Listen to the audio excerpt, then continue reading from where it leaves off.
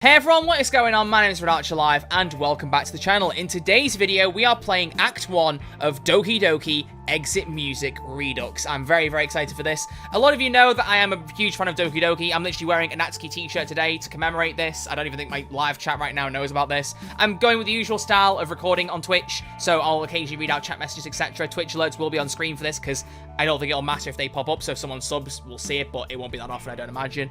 But yes, Doki Doki Exit Music Redux is similar to Doki Doki Blue Skies, if you see my playthroughs of those, which were very special to me. I loved them to bits, I really did.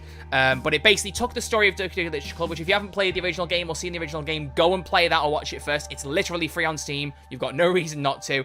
It's a visual novel dating game with a very dark horror twist, and if I say anything else more than that, I will spoil it, so I'm not going to. But these kinds of mods take the characters in the story. They still explore dark themes of mental health, so depression, anxiety, that kind of thing. So trigger warning for anyone who might be feeling uncomfortable from that. Be wary, there could be very heavy stuff in here. But I absolutely loved Blue Skies. I was a very big fan of that.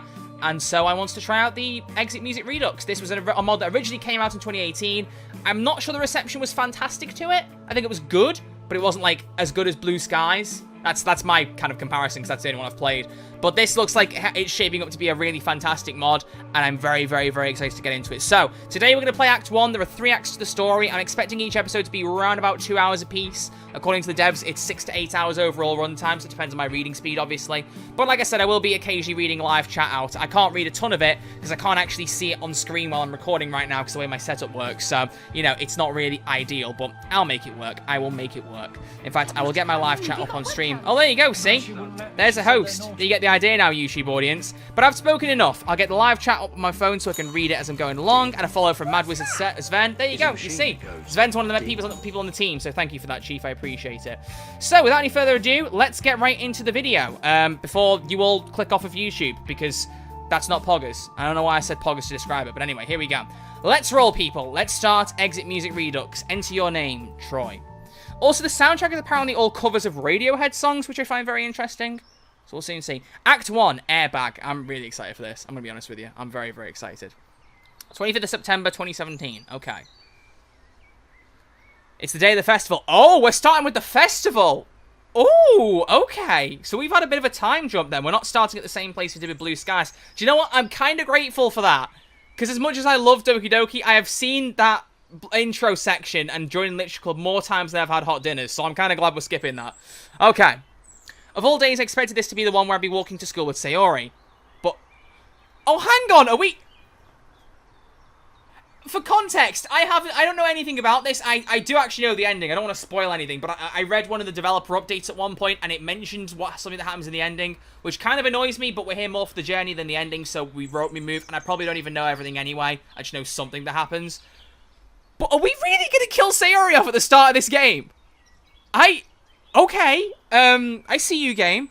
Sayori isn't answering her phone. Should I go and wake her up? It's not a big deal to at least wait for her or help her get up. Even the simple gesture of walking her to school makes her really happy. Besides, I told her yesterday things will be the same as they always have been. Okay, so we've hard chosen that we're not in love with Sayori, because as far as I know, it's just Natsuki, this story, which is perfect for me, because Natsuki best girl, don't at me. Oh, wow, okay. And yeah, like I said, I will occasionally read Twitch chat, and my Twitch chat are already going mental about it. Don't go to the door. The festival didn't really happen in the original games. This takes place as if it did happen. Yeah, that's what I'm guessing, because the Blue Skies did that as well, didn't it? That's all she wants, and it's what I'll do for her. I've made up my mind. I'll grab the cupcakes Natsuki and I made it. Oh. So we're going to her house before we go to the club. That's different. Okay. Cool. Let's see. I reach her house and knock on the door. I don't expect an answer since she's not picking up her phone. I've just realised. The only time we've ever actually seen Sayori hang herself at this point in the game, dark themes already, but I did warn you lot, the game reset itself. We didn't really see the consequences apart from in Blue Sky's bad ending for Sayori, in which I cried my eyes out. Like, madness. I cried so much. But that was, like, only, like, short-term consequences, like funeral and stuff. This is going to let us live in that world. I'm actually excited. Which sounds dark when we're talking about suicide, but actually I'm excited to see, like, us live in this world, to be honest. Like yesterday, I opened the door and let myself in. Okay. She really is a heavy sleeper. I swallow. Can't believe I ended up doing this after all. Waking her up in her own house. Isn't that more like something a boyfriend would do? Well, you say this. In any case, it just feels right. Outside Sayori's room. I knock on her door. Oh, right, I had to press space again. Sayori? Wake up, dummy. There's no response. I really didn't want to have to enter her room like this. Isn't it kind of a breach of privacy? Well, she really leaves me no choice. Brace yourself, you lot. I gently open the door.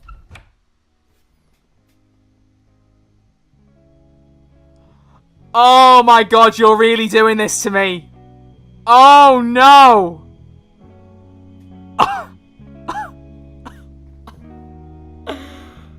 You little...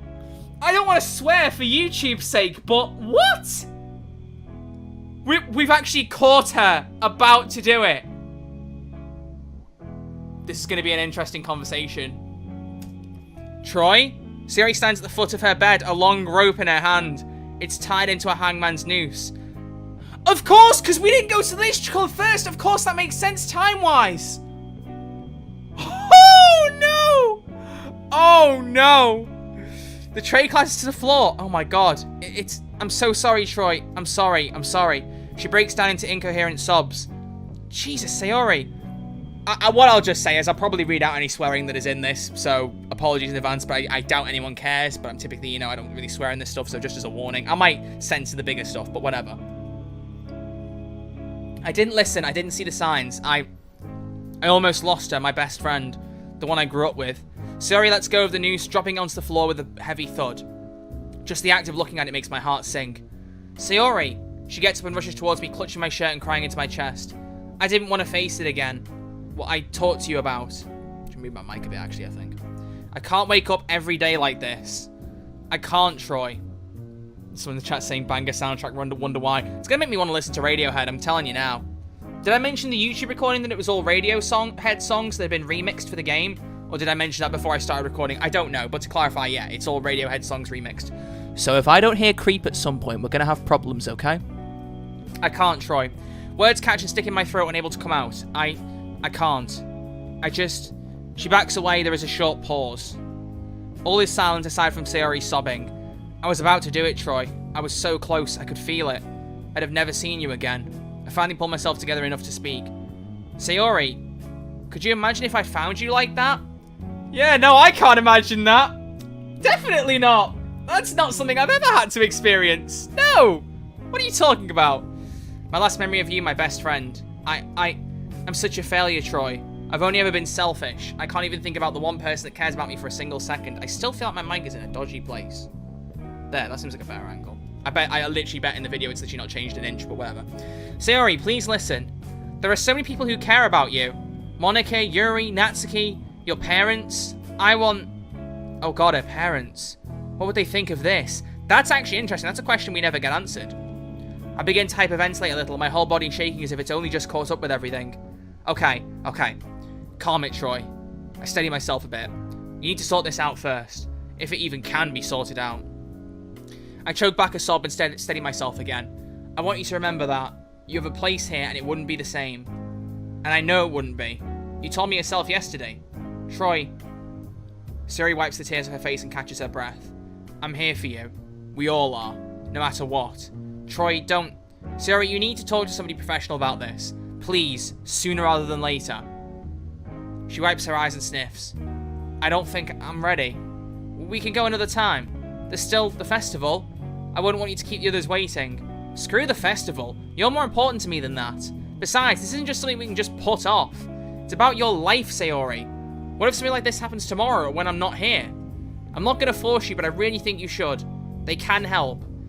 If I didn't do everything in my power to help you, I could never forgive myself. You care about me too much, Troy. Also, just a little detail note. I like how sometimes the sprites are just moving by themselves. You know, normally a sprite only moves when you hit the spacebar to move on to the next bit of text, but occasionally it's jumping between a couple of sprites as it does that. I like that. It's a nice touch. Anyone else in the chat saying things? MC not being a full-blown moron, that's a nice change. Yeah, he's a bit dodgy in Blue Skies. It makes me want to replay Blue Skies now and play the routes on streams. I've played them all myself, but maybe I should do them for YouTube and for Twitch at some point. Let me know. But I guess you're right. She gazes out the window for a long, silent moment. I don't want to feel like this anymore. If they can help, I'll try. I let out a deep sigh, adrenaline still coursing through me. The anxiety that's brought on by all that's transpired still crushes my chest like a press. I won't rest for a second until she's okay. The sooner we get there, the better. We can take the bus. Well, I need to get changed first. Oh, yeah, of course. I nod and take a step outside the door, reaching down to pick up the rope first. I trust Sayori, but still, just in case. She gently nods, shutting the door in my face. Again, I'm a little anxious leaving her alone right after that. But she does need her privacy. I kneel down, beginning to clean up the cupcake massacre littering the floor with a towel. Natsuki is going to kill me. I return downstairs and untie the noose, dropping the loose rope in the trash. My body is still shaking from the ordeal, my hands barely able to undo the knot. How did she learn to do that? How long has she wanted to? I linger downstairs for a minute, trying to relax before heading back upstairs. Taking a deep breath, I sit down for a minute. I shut my eyes and rest my head in my hands. I take a few deep breaths, hoping to level off my stress. Am I meant to do that? Okay. She's probably ready by now. I knock on Sayori's door and she opens it immediately. Ready? Sayori nods once, her eyes glued to the floor. This is what's best for me, right? Her light blue eyes stare through me, expectant of an answer. Seeing her like this is so unsettling. It's like someone rewired her brain overnight to become this husk of herself. I shouldn't think like that. She's my best friend and always will be. I take a deep breath and sigh. I'll be honest with you, I don't know. All I do know is that it's worth a shot. Come on, let's get going. Damn, what a start! I have to tell you, I wasn't expecting that. I was not expecting that. I hadn't even really considered how it opened, but I suppose I kind of expect... Ooh. Waiting room. Oh, yeah, of course. So we're literally just going straight to therapy. We're just ditching the festival altogether. I'm going to be really interested to see how this goes. So I'm trying to catch up in my head of the details. Obviously, I'm pretty sure, like I said, this is all focused on Natsuki. Again, bravo. But A, we didn't say Sayori we loved her. That was proven by the dialogue. And B, we have Natsuki's cupcake. So Natsuki definitely was the one we chose for the festival. Again, backing what I think it's about Natsuki. Is there anything else that I'm forgetting for the choices? I don't think there is there? I think they're just the two key details. So I'm going to be interested to see how the response goes from this. I take a seat in an empty but brightly lit waiting room. My anxiety consumes me as I wait for Sayori to walk out from the doctor's office. I have to lock my hands in place in order to stop them from showing my increasing worry. I subconsciously resort to tapping my foot on the floor and looking elsewhere. It's the only thing I'm going to be able to do for quite a while. Suddenly, my pocket rumbles as my phone springs to life. I quickly pull it out and notice a text from Monica. Then it hits me. Today was the day of the festival. Damn it, I should have told her that I couldn't make it. Hey T, where are you? I have to reply. Sorry, got caught up. I don't think I'll be able to make it to the festival. T, please don't tell me you got cold feet about the poems or something. It's an emergency. Oh no, what's going on? I don't know if I can tell you right now. That's okay. Just please see if you can make it or let me know if you can't. And if you know where Sayori and Natsuki are, can you tell them too? Wait, where's Natsuki? Okay, I will. Peer through a small fluted glass window on the door. I can see what appears to be Sayori breaking down in her chair, her arms folded on the doctor's desk, her head rested upon them. I'm stricken with guilt as it was my own negligence that led her to this. Behind me, the door that leads from the entrance to my waiting room swings open and a couple of nurses walk by. Wow. I like how there's someone in my chat literally saying which Radiohead songs are playing right now. Or like which remix it is. That's you know, knowledgeable chat members. My phone buzzes again and in my hand and I turn my attention back to it. It's just me and Yuri here. She's really nervous about performing as is. I'm trying to pep her up, but without you guys, I don't think she'll do it. I know. I'm sorry it's a personal issue. Can't promise anything, but I'll try to get there before it's over, okay? Okay, thanks. A couple more minutes of idle waiting pass before I get another message from her. Never mind, everyone's here already and they're waiting. Prob's gonna have to cancel the performance. I return the phone to my pocket, running my hands through my hair. Why now? I feel terrible for Sayori, the fact that she's in such pain right now and how oblivious I was to all of it. But on the other hand, I also feel like I put Monica and Yuri on the spot in front of all of our classmates. There is no winning, is there? Monica and Yuri? Where's Natsuki? I take a deep breath. Okay, Troy, one problem at a time. Natsuki's probably fine. Actually, yeah, that's true. Oh, thanks to the host, appreciate it. That's true, because when we saw the main game, we only met Monica at the festival. Yuri and Natsuki hadn't turned up by the point that Sayori had done what she'd done. So logically, there's no break of canon here. There could have been that something happened with Natsuki that we never knew about. Damn. Focus on Sayori right now. She needs you. I feel my knees bouncing uncontrollably. My hands shake, my arms tense to the point of physical pain. I try to take deep breaths. In, out. Calm down. Oh, I'm snapped out of it by another text. Are you sure you don't know where Sayori and Natsuki are? I'm almost tempted to leave the message alone, but I give in. I already said I don't know. I don't like lying to people, but at this point I can't tell her about Sayori. It'd seem like I'm throwing her under the bus anyway. and I don't have a single clue where Natsuki is.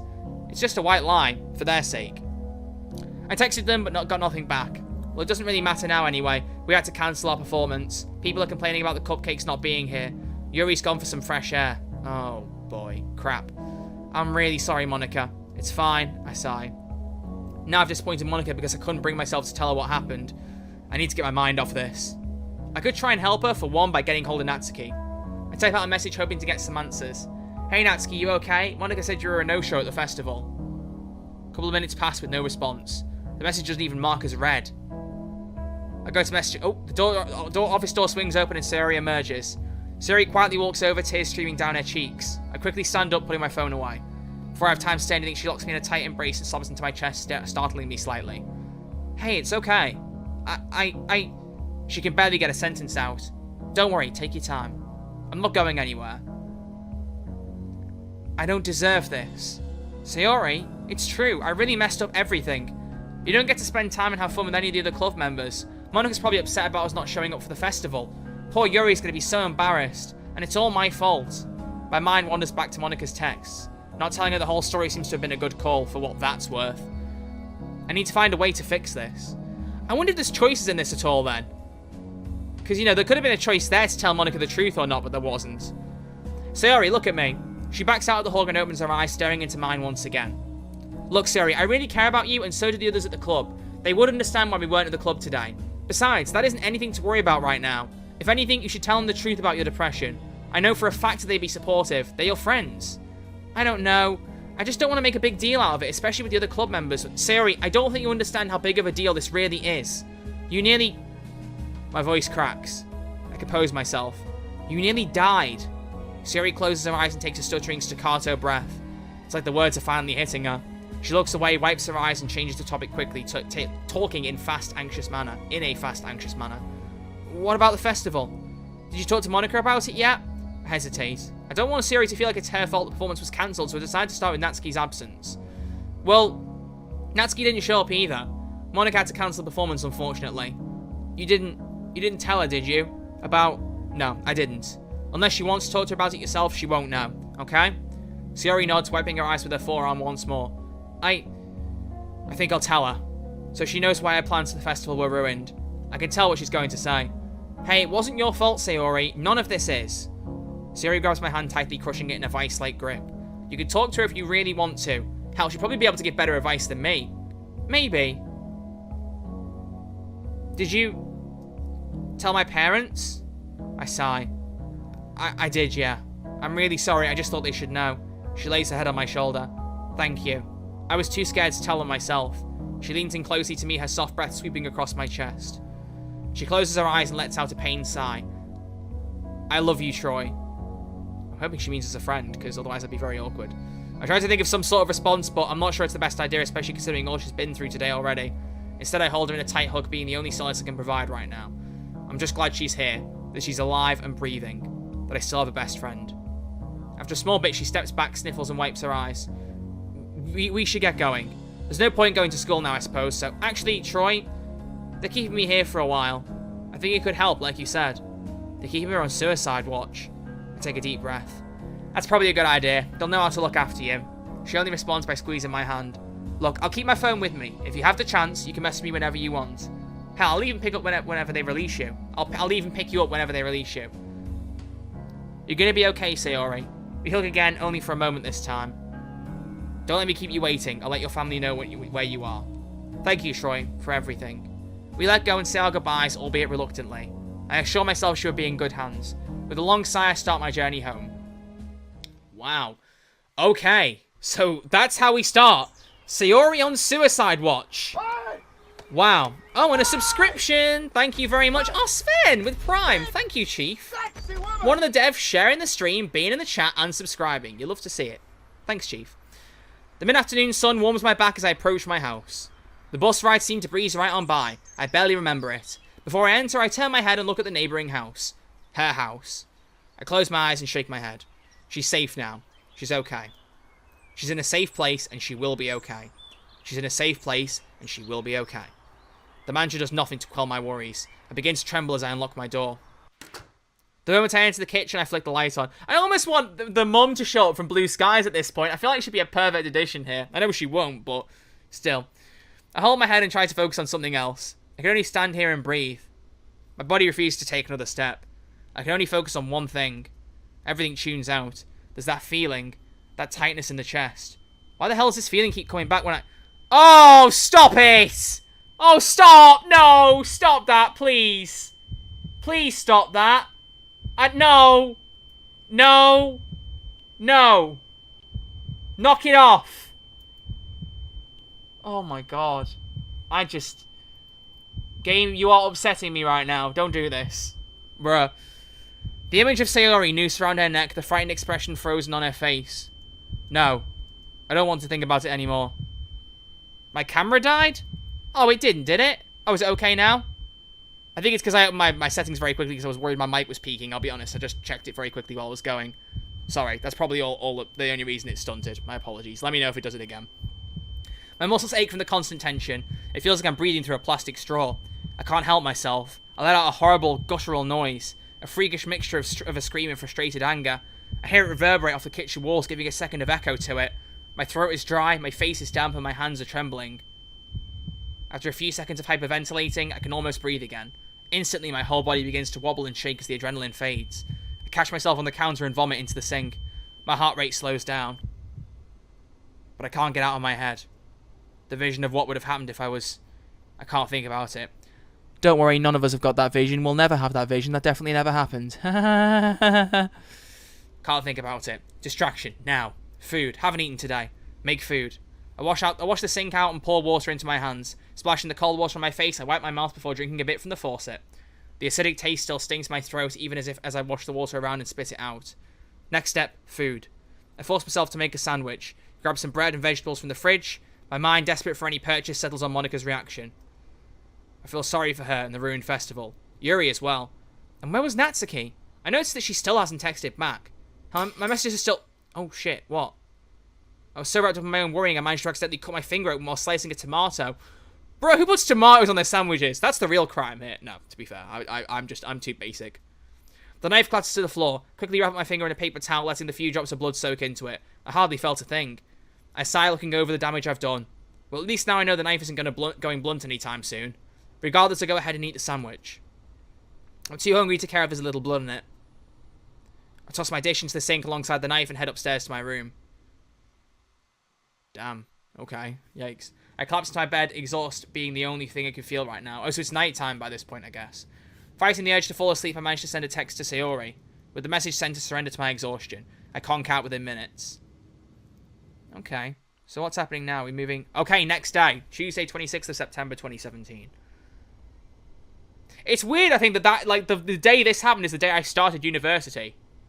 Which is kind of weird to think. God, I started uni 4 years ago. Oh my god. I'm old. I am pulled from my sleep by the sounds of birds and passing cars. I check my phone. 12:39, 12:40. Crap, I'm late. I bolt out of bed and quickly put on my clothes. Wait. Okay. Think clearly, Troy. By the time I get changed and walk to school, it'll probably be around 2 o'clock. School ends around 3. Yeah. If I'm this late already, I might as well not go. Another absence. That's going to look fantastic on my school standing. Good job, Troy. I sigh and sit down, half-dressed. I could probably still go to Literature Club at least. Mostly to see if Natsuki made it in today. But I'm not looking forward to confronting Monika. What do I even say? It's not going to be a pleasant day. But first, a much-needed shower is in order. Yes, good plan. I step out of the bathroom feeling fresh and clean. I check the time again, 1:06. How long was I even in there? I don't know, a while? But, you know, a long shower can help sometimes. At least I find that. Or maybe I'm just too lazy and I don't get out of the shower fast enough. Probably that. At least I feel less tense now. It just occurs to me neither Natsuki nor Sayori have responded to me. I haven't heard a peep from either of them. My fears have crept their way back, rooting themselves into the pit of my stomach like a vile tumour. I figure they might have taken Sayori's phone out or she's turned it off. That's not a huge deal right now. She's in a safe place and she will be okay. But Natsuki?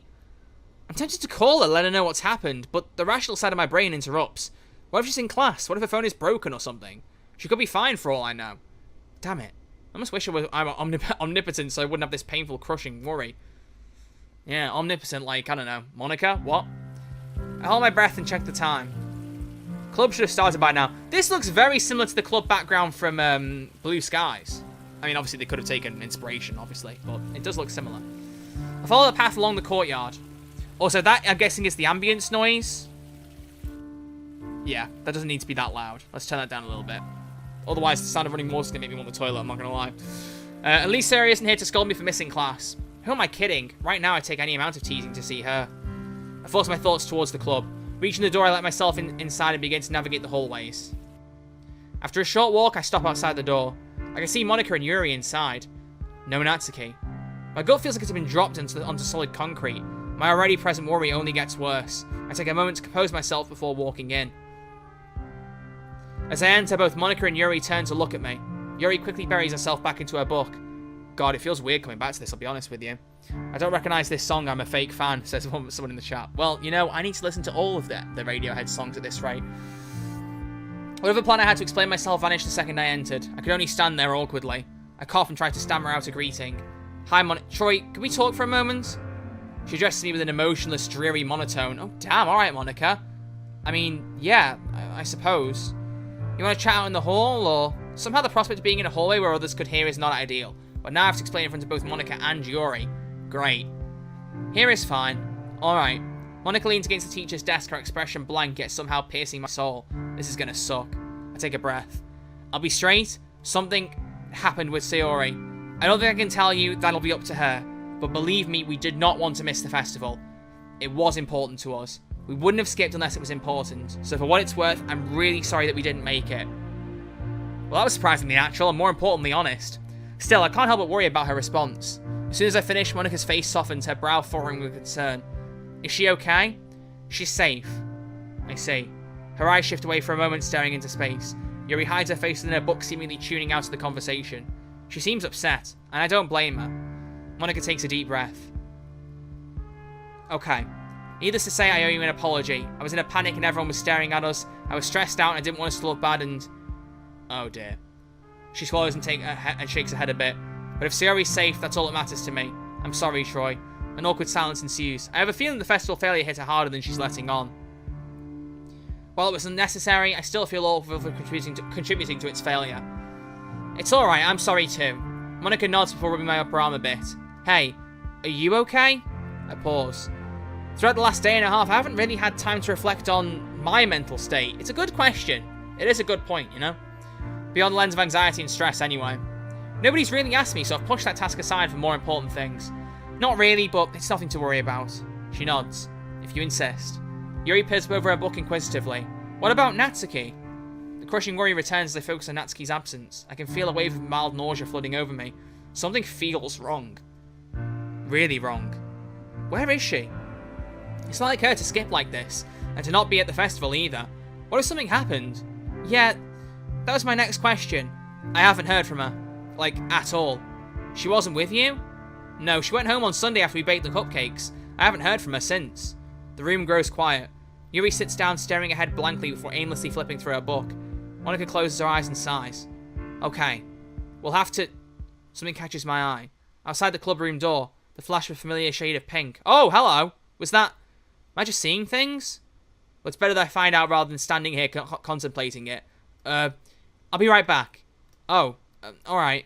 Probably cut her off from what she was saying, but this is more important. I make every attempt to walk to the door normally and resist the urge to sprint. Just as the door closes, I break into a jog down the corridor. I round the corner and... Yeah, there she is! Okay, what's been going on? Natsuki, Troy, keep your voice down. Please. She looks around like she's paranoid about being heard. Now, you don't understand. She speaks in a harsh whisper. I know, Troy. I missed the festival, and it's my fault, and I know that, okay? I don't want them to come out here and start bitching at me and... Natsuki. She stops her tangent. I've missed you. I've been really worried. I am worried. We all are. She looks at me with a reaction that I can only describe as complete shock.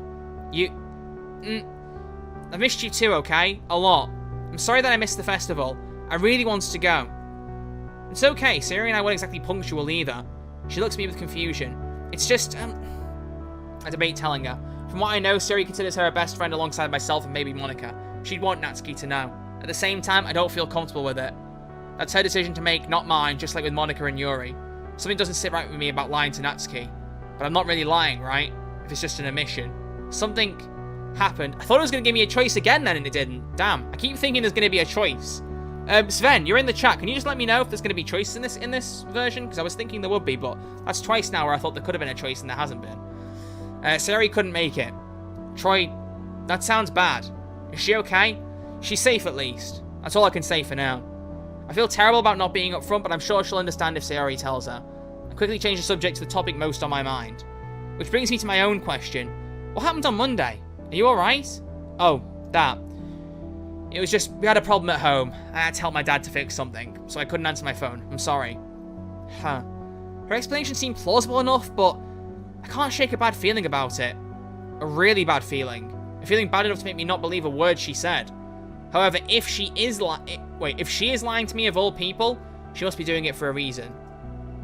I don't press it. Alright, fair enough. Natsuki excels and rocks on her heels. So that's why. Can't wait to get chewed out by Monica. She was worried about you when I told her I hadn't seen you. You should talk to her. Yuri too. They're worried? She seems to react with genuine surprise. You know, despite your differences, Yuri does care about you. She sighs and picks up her bag. Wait, well, oh, I think I just skipped something then. What was that? Oh, no, I didn't. Not today. I need some time to myself, you know? Plus, I need to be home early today. Need to start dinner. Oh, alright. I'll see you tomorrow, though, okay? Promise? I promise. She gives me a weak but honest smile. Alright, get going. Don't let me hold you up. She waves and walks down the hallway. I start to head back to the club room. Before I round the corner, I look back. I see her at the stairwell glancing back at me. I don't think I've ever seen Natsuki cry like that. What the hell? I hold up my hand. She does the same before heading down the stairs. I sigh and head back to the club. Oh. As disappointed as I am that I didn't spend more time with her, she's safe. She's alive. Jesus, why is that the first thing I think when I see her again? I really need to calm myself down somehow. Well, at least there's... There you are. Where were you? Oh, I was caught off guard from wallowing in my own thoughts. Also, just for a record of the YouTube people, the dev is still in the chat but didn't answer my question. So I'm guessing it's an ominous no comment kind of thing. Do with that as you will. Bathroom. Okay. Well, I was just about to say that we've ended the club early today. Yuri's already headed home. I'll try and call Nancy again when later this evening. Wait, what? Just in case you do show up tomorrow, I'd like you two to write poems if you can. Maybe it could help, who knows? Oh, wait, right, you didn't hear the question. Sorry. No, I was asking if there were choices in this. Because, like, there's been a couple of times already where I think that there could have been a choice, or... Should might be pushing it, but I just felt like it was going in that direction, then it didn't. So, yeah. Are there any choices coming up in the game? Nope, it's completely linear. Oh, okay, fair enough. Yeah, sure, yeah. Very reassuring. I grab my bag, wave to Monica, and start my way home. Okay. As I finish off the last scraps of my dinner, I feel my phone buzz from inside my pocket. Discarding the dirty plates in the dishwasher first, I pull it out and check notification. A text from Sayori. Several of them, in fact. Hey T, I won't be able to call tonight because I'm going to sleep soon, but I wanted to message you to let you know I'm doing better. You were right, the people here are taking really good care of me. They're giving me some meds. I was really scared at first, but I think they're going to help. I'm sorry for doubting you when you said this would be the best thing for me. By the way, they said I could probably come home on Thursday, so that's good. I'll call you tomorrow if I can, after school and club and stuff. Good night, T. Despite this good news, I feel a familiar cramping sting. She's being medicated now? I've heard stories online about taking stuff like that. What if she completely changes? What if it doesn't even work? What if she just attempts again? What am I kidding? I already know the answer. I'll fail her, just like before. I'll fail her. I run the sink and splash some water on my face. I'll fail her, and she'll be dead. Okay, alright. Okay, stop. Stop. Stop. Stop. And it'll all be my fault. I can't bear the thought of her being alone, treated only with pills and encouraging words. I have an urge to run for the hospital and be right next to her, making sure she's safe. I want to see her be happy again, be the Sayori I've known for so long. But I can only see her strang- Oh my god, stop! Dangling- Oh, stop! Stop! Stop! Constantly on edge, overthinking and overreacting to news that I should be happy about. Deep and terrible worry I have the slightest bad thought. I can't keep going like this. My hand's trembling, I send a message back to Sayori. Glad to hear you're doing better. See you soon. See you soon. If I'm not admitting myself first. Blimey. I drag myself upstairs and collapse on my bed. These past couple of days have left me completely drained. I can't bring myself to do much of anything other than worry and sleep. And with the heavy toll this day has taken on me, sleep takes me. Blimey. Alright. Wednesday. Okay, here we go. Day 3. What now? God, I'm in over my head here. Given how quickly my classes are moving, missing 2 days of school has taken a toll on my studies. I have a lot of catching up to do. I can hardly focus on what the teacher is saying. It all seems so trivial given what's happening with Sayori and Natsuki. Perhaps I'm worrying about nothing. Sayori may very well be seriously improving. Maybe Natsuki is telling the truth and I'm just paranoid. Regardless, one thing's for certain. I'm slowly becoming a nervous wreck. Fantastic. My already dwindling focus runs out completely. All that's on my mind is a sense of foreboding doom and the anxiety of an uncertain future. The lesson from hell mercifully ends as the last bell rings. And just like that, I'm brought back to reality. Watch your profanity. I hastily chuck my materials into my bag. I'm the first one out the door. Following the now familiar route to the club, I weave through the crowd of students making their way to the staircase. As I come up to the final bend, I hear Monika conversing with someone. Slowing down my pace, I wait just by the corner to not interrupt. A stroke? That's awful, I'm sorry. Yeah, we were all pretty upset. Our whole family was there. She's doing much better now, though. What? That's completely different from what she told me yesterday. Between this and her evasive behaviour, I have no idea what's going on. Interesting. I mean, bad, but interesting. Because we know her dad's abusive. That's probably the route that we're going to follow again now. But the mother's never even been mentioned. In Blue Skies, the mother just isn't in the picture, I'm pretty sure. Again, Blue Skies is not canon. I just keep referring to it because it's what I've played previously. So maybe the mum is going to die, question mark? Or at least is out of the picture because of her stroke. And then the dad is going to be abusive. Either way, it's going to be dark, no doubt. Why would she lie to me or Monika? Or both? Was it something I did? Oh, hey, Troy. Natsuki quickly waves at me and heads inside the club room, beckoning me to follow. As I enter, I hear Monika and Yuri already engaged in a conversation about something. Sounds like they're talking about a book Yuri's been reading. We move past and head straight to the windowsill, our usual spot. Natsuki yanks open the closet door and starts fishing around for her Parfait Girls collection. I hold back. A stroke? Really? I feel a little sick. Now, I can tell this one's a cover of a song. This sounds like a pop song cover or rock song cover. She is hiding something, that much is clear. But what? I have to broach the subject with her. Natsuki returns, box in hand, and rifles through it for the first volume. I quickly spot it and pull it from the box. We then slouch down and sit against the wall. Okay. Well, looks like we're finally through the first volume, and it only took us a week. Yeah, now only 11 more parts. I can hardly contain my excitement. Hey! Natsuki lightly punches my arm in retaliation for my remark. Oh, come on. I like Parfait Girls, really. I know you do. You wouldn't have bothered sitting and reading through it with me if you didn't. I think I'd sit through pretty much anything if it was in Natsuki's company. Alright, dude. Alright, calm it, Kermit. What's going on here? I think I'd sit through pretty much anything. Yeah, I've read that. Anyway, I lean forward and shift the box towards me. Running my finger along the volumes, I find the second and swipe it out. I replace it with the old one. Hey, keep them in order. She scoffs before putting the first volume in order with the others. Sorry. Don't worry about it. It just gets confusing otherwise. Good point. I'm sure she'd love the state of my DVD collection. DVDs. Hang on. DVD collection in 2017. You're hurting my brain, man. I mean, I didn't start getting Blu-rays till a couple of years ago, but still, I was mildly out of date there. Damn. Natsuki yanks the manga out of my hands and flips straight to the first page. She holds it out between us like before. We're only a few pages in when my mind starts to wander. I need to stop putting it off. This is the perfect opportunity to ask her what's going on. Monika and Yuri are busy. They left the club room to go look for a hole puncher. It's nearly the end of the club day.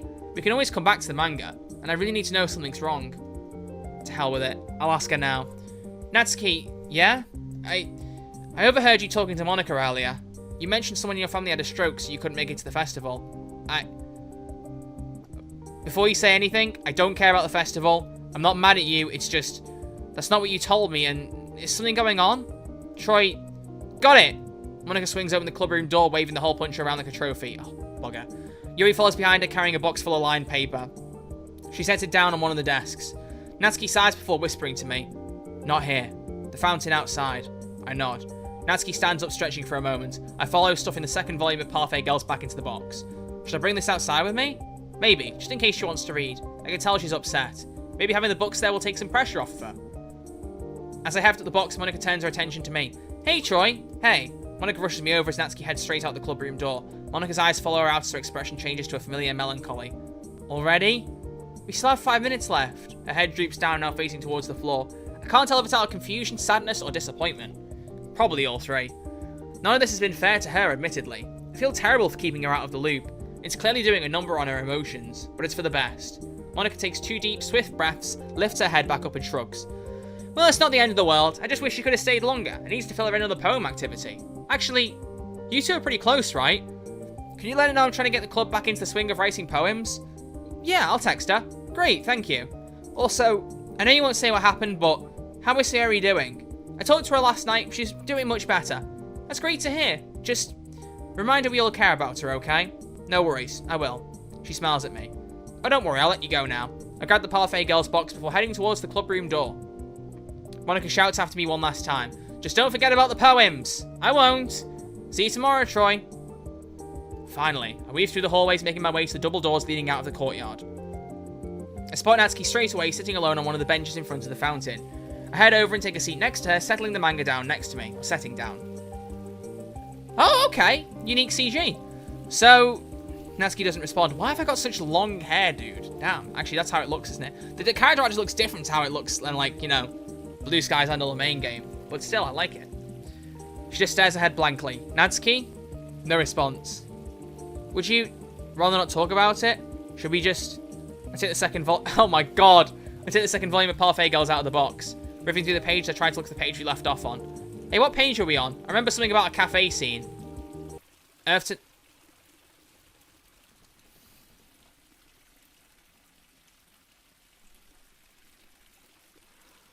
Okay,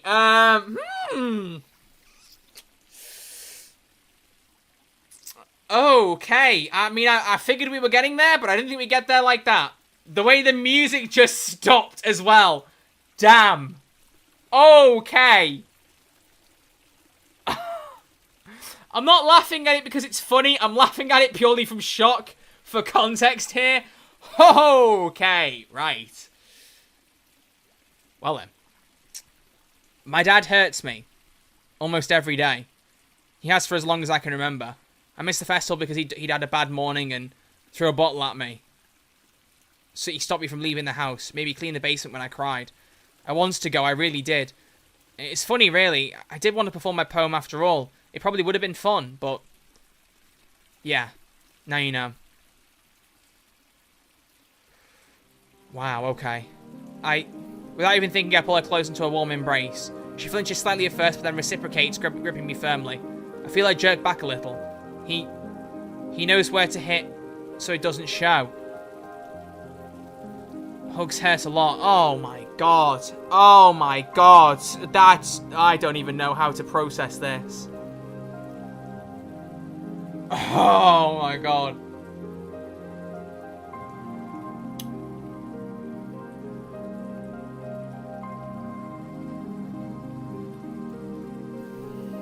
I don't know what to say. My mind is flooded with 1,000 screaming voices. Rage, sadness, shock. She's been abused this whole time, and I've just stood by not once thinking about it. Her poems, her absence, her self-isolation, all of them signs that I've ignored. I feel my chest tighten and my lungs start to burn. The familiar sting of anxiety. Natsuki, you can't stay there. You can't. She looked into my eyes, tears beginning to form. What am I supposed to do, Troy? He decides where I go and when. No one will believe me. I have nowhere to go. And even if I did, The levee breaks. She pulls herself into me, tears staining my shirt. Between sobs, she's barely able to choke out a sentence. Troy, I can't live like this anymore, but I don't know what I can do. I have an extra room.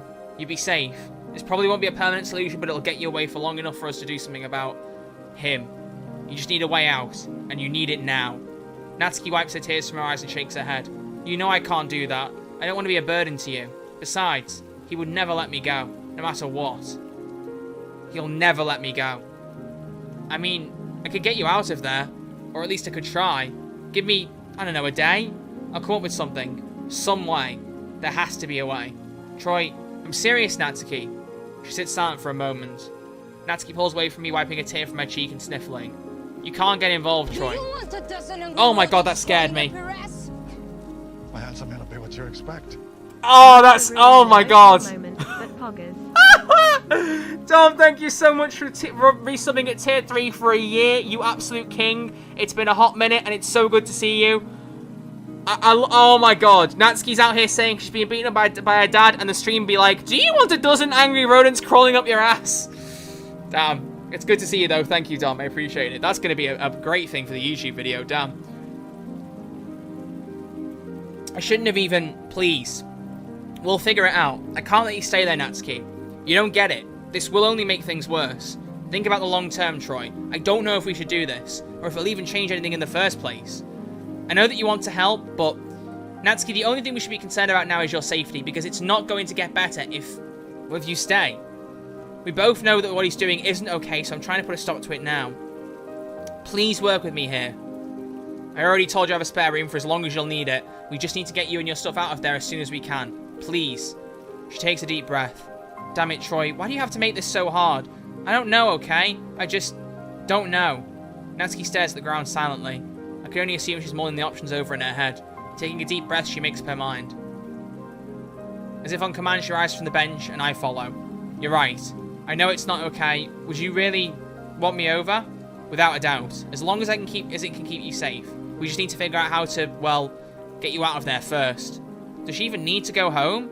I mean, I could just walk you to my house now. It wouldn't work. He's expecting me home 45 minutes ago.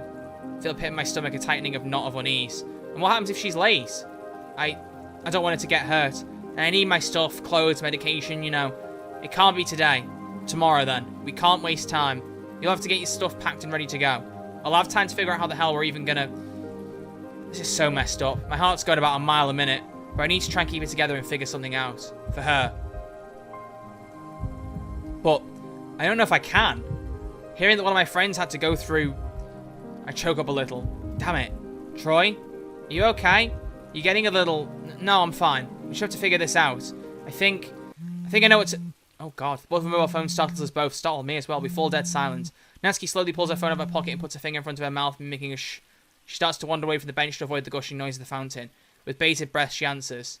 Seconds go by, followed by minutes. Each one feels like an hour. Each one worse than the last. Several steps behind her can still make out her father's shouts over the line, her expression dropping more and more with each and every word. Oh, God. Natsuki visibly flinches a couple of times, yanking the phone away from her ear as she does. Before long, it's over and Natsuki turns to be defeated. Natsuki sighs. I've got to go home now. I'll walk with you. I don't know if that's a good idea. Well, I do need to find out how to get to your house. And I want to be there for you. She gulps. Okay. We should go then. Natsuki wipes her face with her sleeve and sniffles. Nodding, I quickly collect the Parfait Girls collection before we rush out of the school gates. While walking, she shoots a quizzical look my way. By the way, why did you bring Parfait Girls? I thought you'd want to read. So you brought the whole box? I don't know. I thought maybe you just like to, having it nearby, you know? Like a comfort thing. I guess it is, isn't it? Never really thought about it that way. She pauses. Well, I can't exactly take it home with me. Dad would... Don't worry. I'll keep it at my place, for safekeeping. Too late to take it back to the club, I take it. Yeah, fine. She appears to be uncomfortable with the decision, but before showing a weak smile. Just be careful with them, okay? They're important to me. Of course. We step out onto the sidewalk outside the school gate, Natsuki leading the way. Blimey. Okay. Our entire walk is punctuated by silence. But as we turn the corner, Natsuki speaks up. It'll be that one up on the right. She motions towards her house, her arm wavering a little. These settings all seem very, very similar to the Blue Skies ones. Am I missing something here? The street, the house, the outside of the school. These are things that weren't in the base game, were they? Or, hang on, are they concept arts that were released for the main game that weren't used? Is that where I'm missing something here? Because they seem so similar, while the CGs don't. I don't know. We both drew from the same pool of background, says the dev. That makes more sense. That makes more sense, I was going to say. That's cool, though. I like the familiarity. Like I said, you know, Blue Sky's been the only thing I've played beyond this. It's nice to have some similarities here. She motions towards her house, her arm wavering a little. We stop a few doors down. Not quite sure what to say now, I set the manga down on the sidewalk for a moment. Natsuki stops before giving my hand a quick squeeze. I return the gesture, making sure to be careful. I don't want to hurt her. I'll see you tomorrow, at the club. And Troy, thank you. She whispers, her voice shaking. I must have taken her a lot to say. It's okay. I tried to reassure her, but I can't even reassure myself. She releases me from her grip. I think it's best you hold back here. Uneasy, I nod and wait a few doors down. Natsuki continues onward, heading down, clutching her backpack. As she approaches her house, her head cranes up. A gruff voice calls down to her, telling her to get inside. A pang of dread shoots through my body as I quickly hide behind a nearby fence gate. I hope he didn't see me. God knows what had happened if he did. Peeking behind the fence to get a quick look at Natsuki's father, a heavily built man in what looks like his late 40s. His posture, skin tone, and muscles suggest a life of manual labour. He's up on the balcony, taking a final drag from a lit cigarette. He carelessly flicks the near-finished butt over the edge of the balcony, landing somewhere in the street. The man then promptly turns around, yanking the door open. Oh god, I hear a crash as he slams it behind him. Natsuki chances one final glance my way. I raise my hand in a goodbye wave. She raises hers, shouldering her bag in the process. However, she immediately jerks forward as the front door to a house opens and she slowly steps in. And like that, Natsuki is gone. Whew. I feel awful, but there's no way around leaving her here just for tonight. Regardless, what's done is done. I need to get home, if only to figure out what my next move is. Speaking of, I whip up my phone and snap to a photo of Natsuki's place. Oh, snap a photo, so I have something concrete to form a plan with. With nothing else to do here, I pick up Parfait Girls, turn around, and begin the trek home. Blimey. 3 rings going on 4. Come on, pick up. Troy, hey. Hey, Sayori. How are you? She pauses for a moment. The best I've been doing in years. I actually feel alright. I find it difficult to express my relief. I knew that getting professional help would be good for her, but I assumed it would be a more gradual process. Honestly, I'm really happy for you, Sayori. Thanks, Troy. I actually don't have to stay here anymore. Mum's on her way to pick me up. So I'll be back tomorrow. Oh, nice. Oh, I forgot. The doctor said I could probably go to school tomorrow if I wanted. That's great. Just remember, you don't have to come to the club if you don't want to. No, I do. I really do. I love the literature club. Besides, I'm the vice president. I can't just shirk my responsibilities like that. She's almost acting like her normal self. It's honestly terrifying how she was on Monday compared to now. It seems like she wants to move past what happened. On one hand, I'm all for trying to create a more positive environment for her, but on the other, I guess if you really want to. You want to walk to school with me? Of course I do, Troy. Like always. Alright, I'll see you tomorrow then. See you tomorrow. Don't forget about your alarm. I won't. Bye. She hangs up. I sigh to let my phone down on the counter. I just hope Sayori didn't notice that I wasn't all there. I'm so exhausted by what happened today, I'm just unable to really express anything. However, I am genuinely relieved to hear she seems to be improving. Hopefully tomorrow won't be too much for her.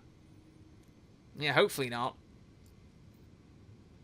I fix myself a simple dinner, which I quickly scarf down before tossing the dishes into the sink. I should wash them, but I just don't have the energy right now. I'll do them later. Right now, the only thing on my mind is Natsuki. I sit on my bed trying to drown out my thoughts by scrolling aimlessly through my phone. It's not working. Sayori is safe at least. That's one worry off the table for right now. But Natsuki? Well, where do I begin? Her own father beating and berating her. While scrolling through my phone, I come across the picture I took of Natsuki's house. Oh. I sense a plan coming together in my head. I may well have a way to get her out if... I zoom in on the picture, inspecting it meticulously. I think I know exactly what to do. Exiting out of my gallery, I strike up a text conversation with Natsuki. I frantically type out my instructions for her step by step. However, my eyes are drawn to our old text conversation from when we were planning for a visit last Sunday. I can't help but notice how happy she was to come over. Should I have seen the problem then? Come to think of it, before that day, I never really seen Natsuki truly excited before. God, how long has this been going on? I finish typing the plans out and send my message. I just hope that she's okay. Are we going to get to find out what the plan was, or is it just going to happen? But here we go with day 4. Blimey. Also, to re-emphasize, this is Act 1. There's some dark stuff happening here, and this is Act 1. There are 2 more acts to this game, and we're only, like, not even an hour into the game, and it's 6 to 8 hours. I genuinely am wondering how this is going to go. I really am. I wait in front of Sayori's house. She should be out by now, even with my patchy sleep schedule. I was able to get up in time. Hell, I even managed to fit a quick shower in. Doing so during these days of stress does wonders for my anxieties in the short term. Although obviously that feeling didn't stay long.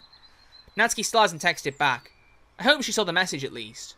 But my best bet at the moment is hoping she shows up at the club later. English. Then I could try and talk to her. Troy! Sayori runs towards me, shutting her front door behind her. I'm so sorry, I kept hitting the snooze button. I didn't wake up until the last alarm. Seems some things never change. It's alright, I haven't even... Oh! She turns her run into a tackling hug that nearly knocks me off my feet. Oof, easy! She steps back and smiles. It's good to see you. How are you feeling? Great, actually. I get to see the literature club again. I can't help but still be concerned. Is this happiness merely temporary? Or is she suppressing her true emotions? What she shows on the outside could very well be another mask that she's put on just to persuade me into believing otherwise. Sayori, you know, you can always... My voice trails off. Damn it. I don't even know how to finish that. Why wouldn't she know that? An awkward silence lingers between us. I know, Troy. I'll be okay. We should probably get to school. Oh yeah, sorry. We take our leave, heading down the street and turning the corner together. Okay. So we're going to skip ahead. Oh. Is that meant to be the bell? The last bell rings as I take my usual route to the literature club. Turning the corner, I'm surprised to see Natsuki loitering outside the clubroom door. Hey, Natsuki. Troy, I got your messages. Oh, wait, it looks so different without a jacket on. Damn. I still don't know about all this. I mean, what are we even gonna do after? We'll figure something out. We'll talk to the school or the police or no. Oh, she speaks in a hushed tone. We can't get the police involved. She paused before glancing away and down at her feet. I'm not 18 yet. If we go to the police, I could get sent straight back to him. I don't... Oh, okay. Wow, interesting, because they've taken the same route they did with Blue Skies. Because spoilers for Blue Skies route a little bit for Natsuki, not major ones, but obviously this plays a very heavy theme in her route of that game. And they said that in the main game, Natsuki is 18, but they made her 16 canonically purely because it would make more sense as to why she couldn't move out of the house. So a similar thing here, which is interesting. So they're going the same route of like making her a bit younger canonically so that it makes sense that, you know, there's some kind of discrepancy as to why she shouldn't move out. That doesn't sound right. Why would they care about her age? No, that makes no sense. Why would the cops take you back why would the cops take you back there after what he's done to you? Natsuki, please, think this through. The cops will not take you back to your father. Troy, I want to believe you, but I know that there's always a chance and even a slim possibility of going back to him after that. I can't, okay? I hesitate for a second. I'm not convinced. This doesn't sound right at all, but since you've got no safer alternatives, I'm gonna have to go along with it. But still, I'm not convinced. Okay, when is your birthday anyway? I'm honestly shocked I never asked her before. Here I am inviting this girl to stay with me for an indefinite time. I don't even know her birthday. 5th of November. So about a month, give or take a few days. I can just wait until then. Natsuki, another month there is another month he can hurt you. And I can't sit back and watch that happen. I don't know why I'm so uncomfortable in my chair today. I think my back support has gone down a little bit. Yeah, there we go. That's what it is. I felt like I was like hunching forward while I was reading. That's definitely why. It's the bloody chair. I swear to God. I refuse. I pause to take a deep breath. A month away. It'll be easy to just hide out until then. We can manage that. I know we can. Then as soon as your birthday comes around, Jesus, Troy. I don't know. It works, but a month? It's better than staying there. I guess so. You gotta understand this isn't easy for me. She swallows and winces, her hands caressing and brushing the hem of her skirt. Yeah, I'll do it. If it's gonna be okay, Natsuki. Hey, what happened to your blazer? Long story. I know it's understanding. The sound of Sayori's distinctive laugh catches our attention. Natsuki sighs and turns her focus to the clubroom door. Damn it, almost forgot. The actual club. Yeah. Trying to push my face to the back of my mind, we finally head into the clubroom. I glance inside the clubroom. To my surprise, I see Yuri and Sayori sitting together. They've got themselves a spot against the wall, deep in conversation. I don't think they've noticed our arrival. I really want to know what they were talking about, but I can already guess. I gently cough to get their attention. Oh, Troy! How long have you been here? Just arrived. Everything okay? Sayori looks over at Yuri, who's gone back to her usual spot by the corner. Yeah, everything's good. Natsuki waves at Sayori heading towards the closet door.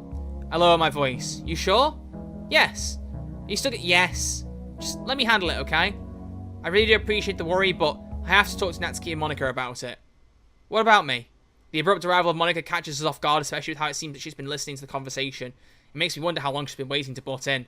Yeah, about that. Sayori, Troy, can we talk? I can't get a read on her. I don't know if she's annoyed or worried. Both. Probably both. Actually, Monika, I think it'd be easy to just address it now. Natsuki's head perks up from her manga. I motion for her to come over. She gets up and rejoins the rest of us silently but filled with anticipation. Alright, what's going on? Are you okay? Well, yeah, why am I talking for her? Let her talk, dude. Let her talk. Sayori raises her hand up to silence me. Monika, I'm really sorry for ruining the festival. I know how important that was to you, and... Sayori pauses. I see her trying to compose herself. I did something really bad. Something I shouldn't have done. And if it wasn't for Troy, He saved my life. Oh my god, the looks on Monika's face in particular. I sure didn't expect Sayori to put it that bluntly. I'm simultaneously impressed with and worried by how she's handling this. Monika, on the other hand, is bewildered. Saved your life? She's clocked it. She stops mid-sentence and blinks. Oh. Oh my god. Sayori. I'm really sorry. Sorry, there's nothing to be sorry for. I'm sorry for even... Oh my god, I've never seen Monika crying. What the hell? Damn. I didn't realize that. She stands shocked by Sayori's admission. Natsuki walks away as if in a daze and collapses in a desk by the closet. Yuri quietly makes her way over to Natsuki, kneeling down beside her. I'll need to check on her. Listen, Sayori, we're here for you. All of us. Monika trails off and looks away, stumbling over her words. It's the first time I've seen her truly speechless.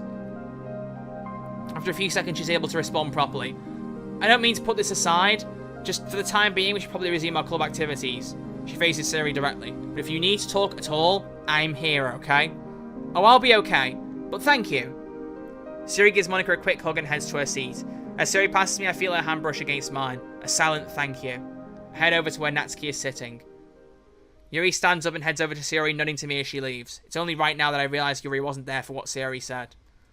Then again, I think it'd be better for her to be told face to face anyway. I'll need to thank her for helping Natsuki too. Speaking of, I feel really bad for her right now. Everything happening with her home life would be bad enough to send anyone past the brink. Now she's found out what happened to Sayori. Yet she seems so calm.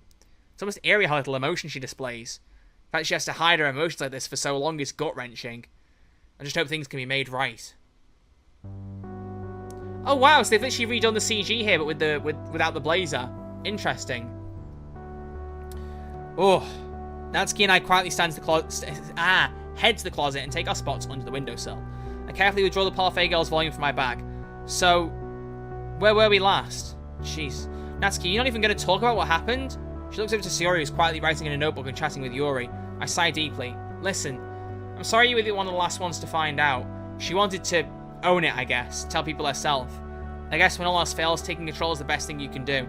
I can understand that. I'm glad she's feeling better. I mean, I don't even think I could begin to imagine how worried you are right now. I pause, looking right into her eyes and sigh. Then I tell the truth. I don't think a day's gone by where I haven't had some kind of anxious breakdown. I'm terrified the way I wasn't before.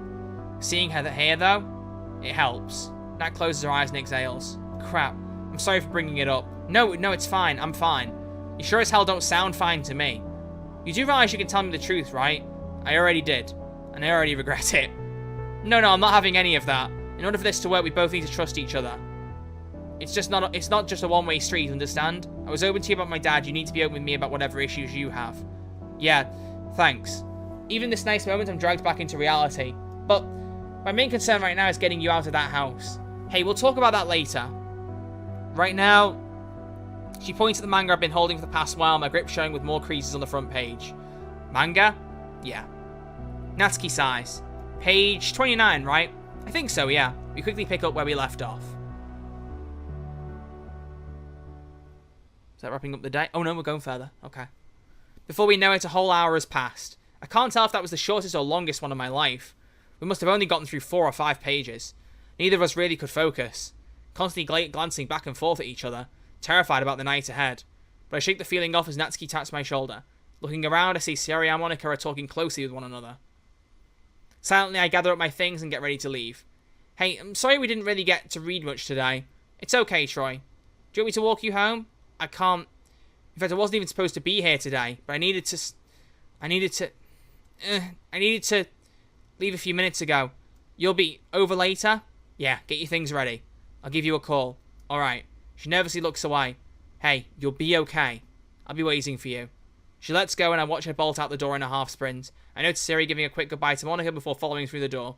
I stare down into the black abyss of my half-open bag. My vision starts going fuzzy. A sinking feeling squeezes my lungs. God, a lot of anxiety attacks in this. Oh my goodness. Ooh.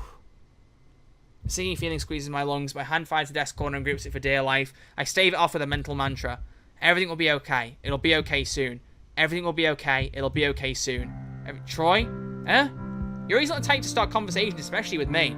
So seeing her take the initiative here is a bit odd, but I don't question it for now. I didn't mean to startle you. Oh, don't worry, you didn't. I was just trying to, you know what? Never mind. What's up? Well, I was just wondering if you would like to walk home together? Oh. I just noticed that Sayori and you walk home a lot and was wondering if you want to since, you know, even if it's odd coming from her, I actually appreciate the sentiment right about now. I don't really want to walk home alone, not right now. Sure, that'd be nice actually. Yuri gives the tiniest smile, still avoiding direct eye contact. Oh, great, let me pick up my things. She grabs her black bag and heads towards the door. I wave to Monika, who seems to be staring at her desk. She doesn't acknowledge us. Not really surprised, to be honest, with everything going through her head, no doubt. We head towards the school doors. So, an uncomfortable silence. Sorry, I don't really know what to talk about. Maybe we should discuss earlier? Great, that's about the last thing I want to bring up. I'd rather not. Too soon? Yeah. I'm sorry. No, it's fine. I just don't want to talk about it right now. That's understandable. I was just concerned as to how Sayori is feeling. Oh, I think she's doing better now that it's out there. Aside, she seems to drift back into another one of her daydreams, and then both of us continuing to walk in silence. As we exit the school, my eyes rest on the fountain. Memories of yesterday come crawling back, and the weight of my task ahead looms. If I could only just let it out. I shake my head. No, Natsuki wants this kept quiet, and there's no way I could ever explain all this to Yuri. I've no idea how she'd respond anyway. I don't really know how she'd respond to much at all. It's only just now I realise how little I know about her. That even with all this time to socialise, we barely talked. And she's looking at me with concern, so I should just say something already. You're a very mysterious person, you know. Eh? Oh. Do you think that's a bad thing? I mean, not really. I just don't really know what you like beyond horror, novels, and tea. I suppose that's purely my fault for not reaching out to you. Well, not really. I like to keep myself fairly secluded. That includes my personal life and any hobbies I take part in. Even my friends like Sayori don't know much about me out of school, and that is deliberate. What? Sayori and Yuri have been talking to each other for ages. Last I heard from Sayori, they even tried to becoming pen pals. Although I don't think that would work out too well, considering hardly anyone knows where Yuri lives and all. Pardon me. But still, the fact they've been this close and Yuri is still so secretive. Before I know it, I'm now the one being pulled out of a daydream as Yuri speaks up. I just feel safer being alone, if that makes any sense. I chuckle at the irony of the statement. Yet you're the one who invited me on a walk. Well, you're different. Kind of like Sayori. I don't know. I just feel more comfortable around you. It's weird. I'm sorry for bringing it up. No, it's fine. I just feel like I can let my guard down more when you are around. I like that. Aw. We do love socially awkward Yuri. She excels deeply. I'm sorry, I must sound crazy. I mean, out of all the things to happen this week, this is probably the most normal moment I've had. Yeah, to be fair, it probably is. Let's be honest here. So now. Pause is felt in the conversation as Yuri sighs again, speaking up in a more optimistic tone. I'm glad. Hey, thanks for the company. Wouldn't be the same walking home alone again. Which, speaking of, you said Sayori is someone else you're comfortable with? Yes. She's been a good friend lately. Very approachable, I suppose, is a good way to put it. And an apt listener. Something you two have in common, it looks like. I am sorry if I ramble on too much. Not at all. And yet, Sayori is a good friend. Natsuki has been too. I've noticed the two of you have gotten close lately. I'm sure Monika is glad everyone's getting along. Well, most of us. Hey, look, I doubt Natsuki hates you. You're just very different people, with different hobbies and interests. She's also very open and direct about what she likes, and you keep things close to the chest. She says with her hand close to her chest. Yeah, that. Yuri sighs. I really do need to reach out to her more, don't I? When I saw her on... Wait, what? Yuri stops with a mild squeak. Did she... What? Nothing. Did you see us on Tuesday? I didn't know it was both of you. Oh. Well, shit. Please don't be angry. No. Yuri, you're fine. Don't worry about it. I sigh, rubbing my forehead. She has to make me say it. I tell her more of the truth, my voice taking a defeated tone. Yeah, we saw each other Tuesday. She didn't want to come inside the club room. Why not? I guess she felt guilty, thought you and Monika would be mad at her. And back to the partial truths. Monika maybe a little, but I was just glad she was okay. I made sure Monika didn't know. I think she would have chased Natsuki down the halls in worry. Yeah, probably.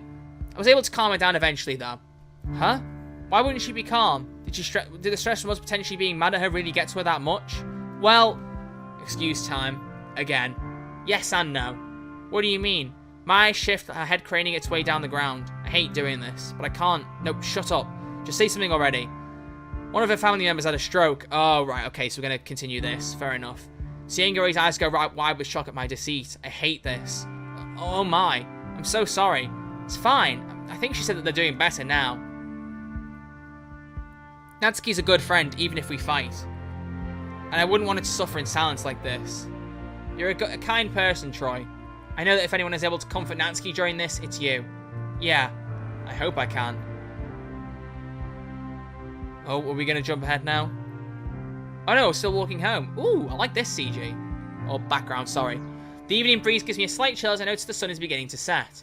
I look up and admire it, now enjoying the chill more than I just had. Neither of us muster up any words for quite a while. I guess I'm so used to Sayori who never really finds a lull in the conversation that Yuri's frequent silence and daydreaming feels really awkward. It's just who she is, I guess. I'm sure I could grow to appreciate it. But I'd much rather like to calmly talk to her instead. Even then, I think she somehow finds it easier to talk to me than almost anyone else. But I would much rather focus on other things first. Like helping Natsuki escape her house without getting caught. I look ahead and see a large crowd of students mingling outside a local shop. Hold on. That gives me an idea.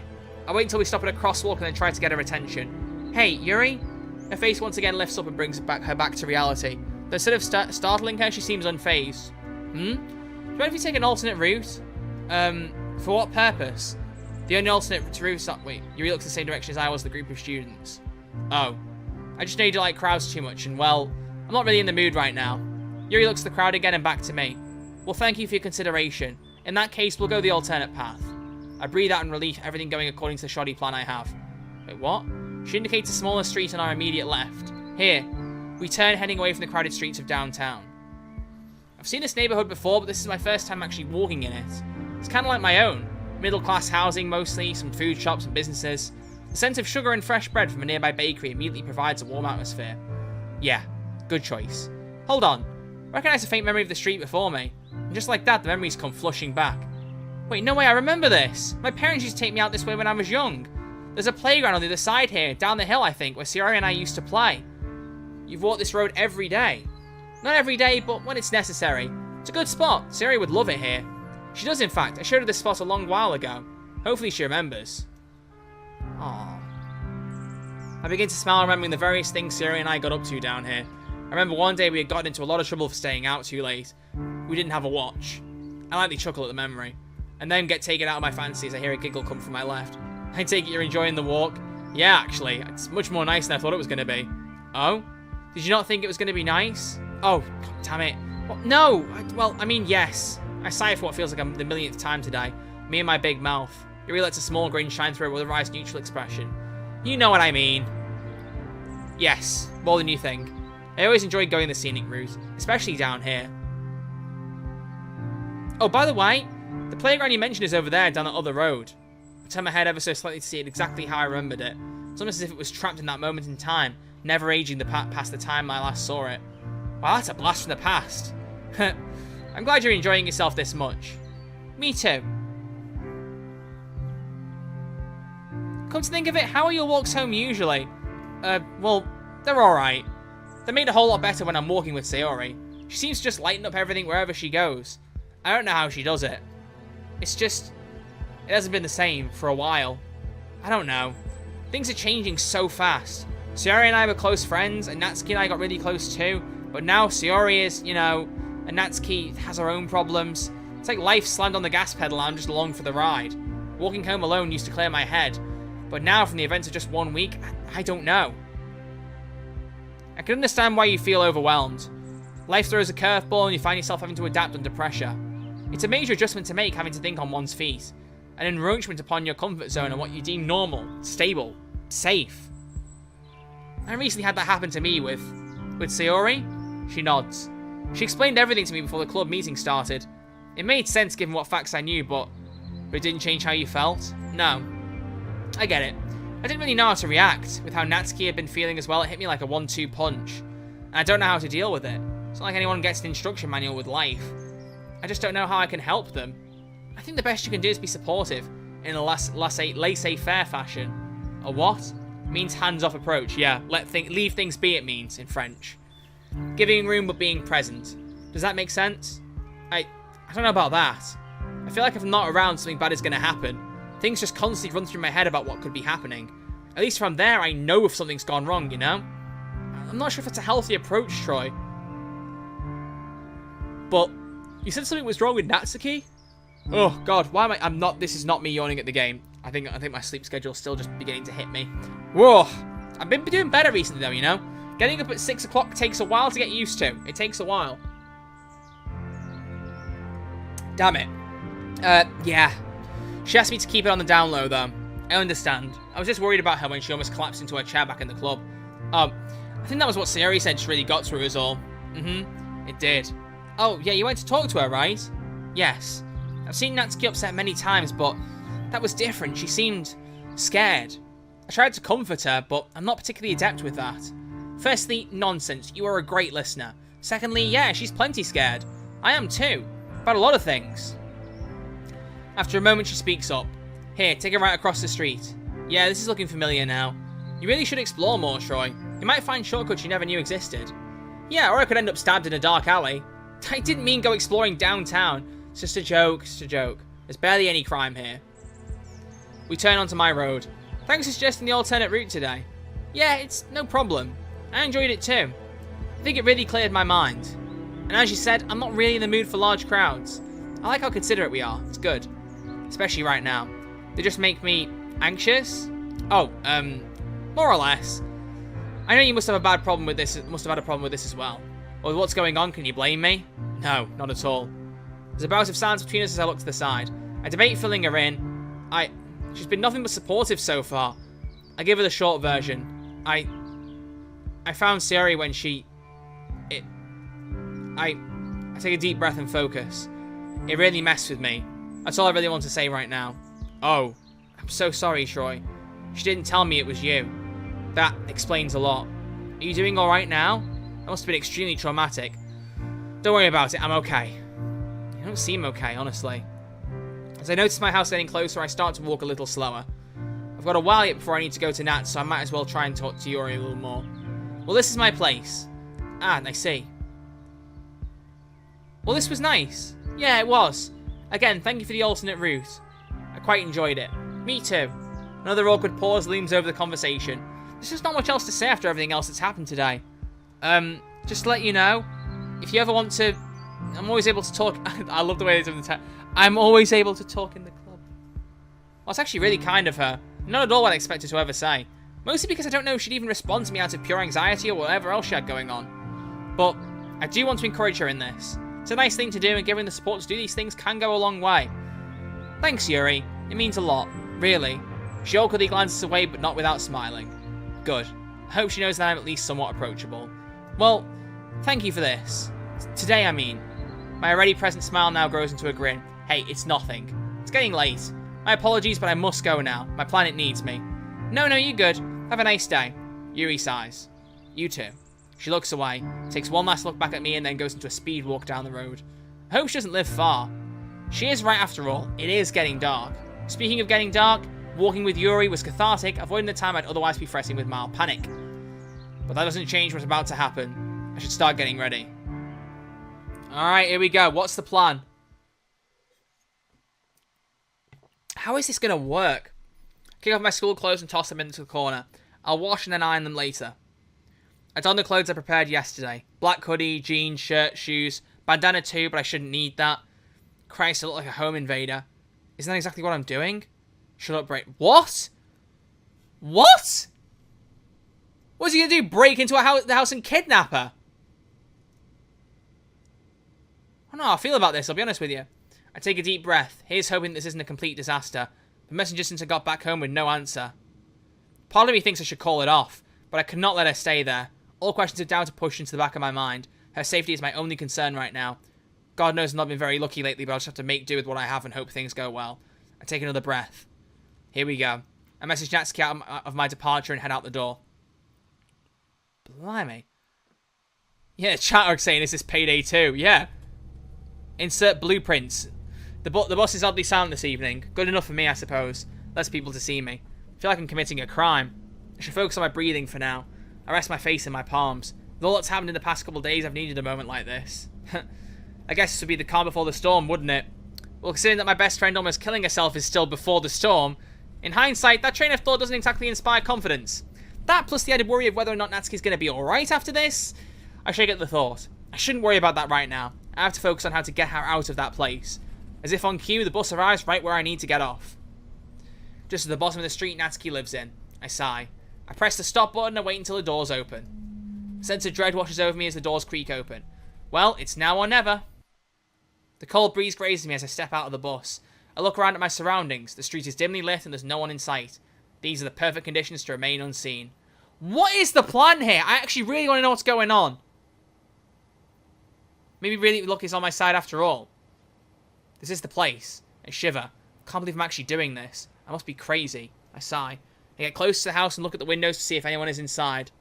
Nothing. I take a look at the front door, and then my eyes are drawn towards a car parked out front. It must be his. It's old, but the design hints it's worth a substantial amount. At least as far as I can tell. I've never really been interested in cars. But that doesn't matter. Now all I know is I have another thing to worry about. I quickly pull out my phone and give her a call. Just as I dial out, I feel something pulse right by my foot. I peer down to take a look and I see what is undoubtedly her phone. Or was. Oh no. I flip the phone over, a web of cracks span across the screen. Judging by the height of the window above, I have a strong hunch of where it came from. Shit. But why? This must be some twisted penance for her attendance at the club today, most likely. The broken phone raises yet another issue. How am I supposed to get Natsuki's attention without also alerting her father? It seems impossible, but my mind persists to try and think of a solution. I look down to see several pebbles scattered over the concrete pavement. I could always just throw one of these at the window to try and get her attention. I pick up the pebble, but I hesitate when going for a throw. I should really be having second thoughts about this. I mean, her dad may well end up hearing the pebble hit the window. What's even worse, this could be his room I'm about to chuck the pebble at. But I don't exactly have many options here. The hell with it. I have to try. I take a deep breath. I just have to be careful. I throw it with enough force to make a loud bang. Too loud. Nothing. Crap, I thought that was going to at least do something. As soon as I begin to doubt this is going to work, I see some movement from behind the curtains. Before I even have the chance to think about it, the window swings open, and all my tension melts away. It's Natsuki. Oh, what? Oh. I can just barely see her, but I know the short stature anywhere. What is that? Is it like from the phone's perspective or something? That's weird. She speaks in a whisper that's still loud enough for me to barely hear. Psst. What the hell do you think you're doing? I'm doing what we planned. Oh, really? Because I don't remember you planning for you to chuck shit out my window. She looks away for a moment. You could have woken my dad up. I didn't really have another way. Sorry. Whatever, you're here now. We just need to be really careful about this. Let's get you up here. For your stuff, right? Yeah. Can't lift it by myself. I need your help. What? Shh. I had to pack a lot of shit in there just to get... So just get up here and help me. How? Give me a sec. Natsuki disappears out the window out of view for 2, maybe 3 agonizing minutes. When she returns, she's carrying 2 large lengths of cloth bound together at the middle. She launches one end out the window and starts tying the other to the window railing. Natsuki, I don't think I'm going to be able to... We can't use the stairs, they creak a ton. And I haven't got any better ideas. I nod. Okay. Just give me a second. Here we go. I grab hold of the green bedsheet to both my hands before stopping and preparing myself. I look left and right, scanning the street for any car lights. None that I see coming. Now's my chance. I lift my right leg to prop it against the wall and I adjust my grip, pulling myself up a little. My hands are starting to ache already. Yeah, I couldn't do this, man. Even with weight loss, I don't think I could manage this. I'd start swinging about the place like Spider-Man, with less confidence. I pull again, this time stepping up my left. I quickly get into the pattern. Right, up, left, up. Right, up, left, up. Looking down, I realise I'm already most of the way there. I clench my eyes shut, trying not to focus on the pain in my hands. After a couple more tugs, I reach the top. Now to get over the railing. I haul my left leg over the railing, managing to get inside. I'm now most of the way through. Straightening myself out, so I'm now sitting upright in the middle of the window. I pull my right leg over too. And like that, I'm inside Natsuki's room. Oh wow, I like her room. It looks quite cool. My arms and shoulders ache like hell, but I did it. I get a good look at Natsuki. Oh, jeez. Oh, God. Okay. Yeah. Nothing to say about that, other than... Yeah. Okay. Oh, my God. Shh. It's not as bad as it looks. Let's just focus on getting out of here, okay? Okay. She looks like she's been kicked in the face. The blood from her nose looks dry. She hasn't been able to clean herself up. Jeez. Seething anger boils up within me, but I choke it down. Blimey. I just want to hold her and tell her it's going to be okay. I try to focus, pushing aside my mental unease and physical pain. Natsuki looks at me with pleading eyes. Getting out of here, right. I motion towards Natsuki's bed where her suitcase lays open. It's mostly packed, but there's no more clothes on the bed. She nods and starts throwing more in. As I join Natsuki to pack clothes with her, something catches my attention. Her school blazer ripped at the sleeve. Just like everything else, broken and tossed aside. I throw it in regardless and start zipping up the suitcase, being as quiet as I can. Natsuki glances across the room and sighs. She gives me a thumbs up. I nod and peer out the window. Her bag isn't light, and that's a long way down. My shoulders hurt just thinking about it. I look at Nat, then down to the ground. She frowns for a moment, and quickly picks up a bed pillow, tossing it out the window. It's a sizable one, too. Oh. Oh, Nat, you genius. I put the bag on the sill, looking for the pillow. Not too far from the sidewalk. If it lands on the concrete, I don't think about it. I take a second to aim and drop it. It seems to fall in slow motion, or at least it's how it feels, but it lands on the pillow. I breathe a sigh of relief. I motion Natsuki to go. Okay. She looks worried but walks over and grips the makeshift bedsheet robe. She takes a last look at her room and her eyes water up. I feel terrible. She has to leave everything in here, but it's for the best. She nods and descends. I keep a hand on the bedsheet for safety, and a minute goes by before I feel a tug. She's made it. Why is it light? I don't like this. I peer out the window. Car. I look back into the window, seeing Natsuki take cover behind the wall. Comes closer. And passes by without incident. I've got a really bad feeling the dad's going to jump up out of nowhere now and catch me before I come down. Jeez. Take a deep breath. Back to amateur rappelling. No, we're good. I slowly inch my way down as I did before. My arms are begging for mercy. I'm so close. Uh-oh. Oh, no. I land on the concrete, pain shooting up my side. The green bedsheet rope piles on top of me. Seems like it came loose. Natsuki gasps. Troy, are you okay? Yeah, I'm good. Natsuki helps me up, grabbing the bedsheet and the pillow. No sense in leaving any more traces, I suppose. Come on, we need to go. I pick up my bag and sprint towards the bus stop. At least they're okay. As I move further down the street, I can help but notice a loud heaving behind me. I look back and sure enough, Natsuki's struggling to keep up with my pace. We're both in pretty rough shape. I make sure she's with me though. We make it out of sight of the house before I stop and catch my breath. We can walk the rest of the way. I think we'll be alright. Natsuki takes a couple of deep breaths and sighs before speaking. Okay. Her words wheeze out as her breathing settles. She's been through so much today. I feel awful about her leaving her things behind, but she didn't have much choice. But she did bring a lot of her stuff, right, surely? No? At least the hard part is over with. She's safe. Come on, I think I know the way back to my place from here. Will it take long? About half an hour. Alright. You can't get a bus, jeez. It actually takes us nearly an hour to get back home. An hour of silence save for our exhausted panting and the occasional wince whenever the stabbing pain in my shoulder spiked. With Natsuki as she was, we couldn't take the bus. Instead, we looked for more out-of-the-way areas. If we were walking down main road, someone could have seen Natsuki's bruised face.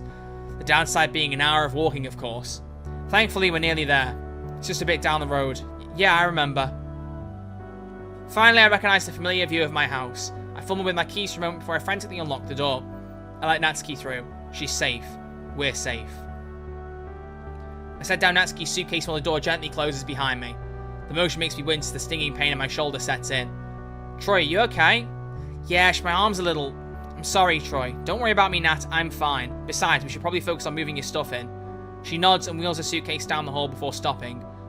Where do I... Spare room's upstairs, first door on the left. Give me a second. Take the suitcase from her and haul it up the stairs. Ow. Ow. Ow. Natsuki follows me, albeit a few steps behind. She's fidgeting with her arm, looking away from me. Nervousness? I mean, who the hell wouldn't be in this situation?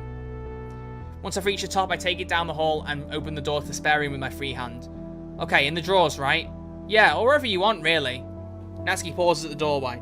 Something wrong? It's just shock, I guess. This is my room now. I can't go back. I can't imagine what she must be feeling right now. No doubt she will need time to adjust, as will I. But I'm here, with you. She leans up and kisses me on the cheek. Now, if you don't mind, I prefer if you didn't stare at me changing. Right. Sorry. I'll heat you up with some soup or something. Come down whenever you're ready. There's some tissue paper in the bathroom so you can clean yourself up. She gives me a weak smile. Okay.